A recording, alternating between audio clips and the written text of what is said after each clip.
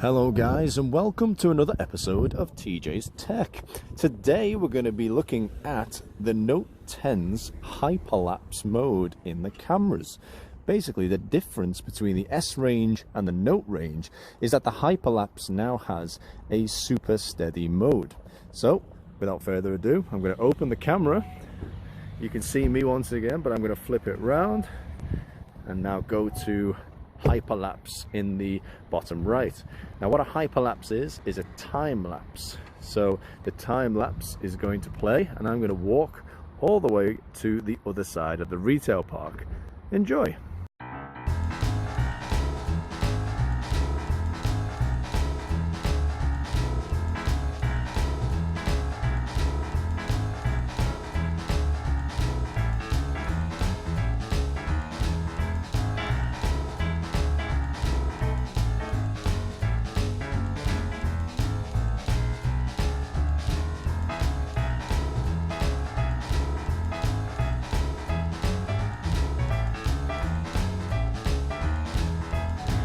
And would you believe it, I forgot to put the super steady mode on. So if you have a look at the top here, you've got this little hand with a few wavy lines. This is activating super steady mode. So let's try that again.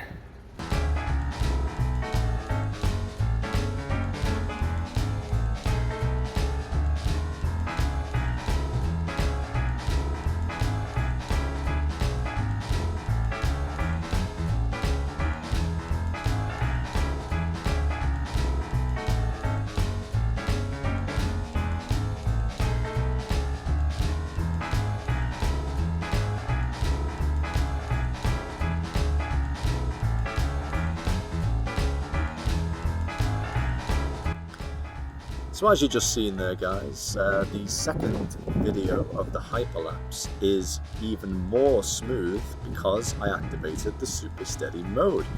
So to a customer you can say that this is very similar technology that comes in GoPros.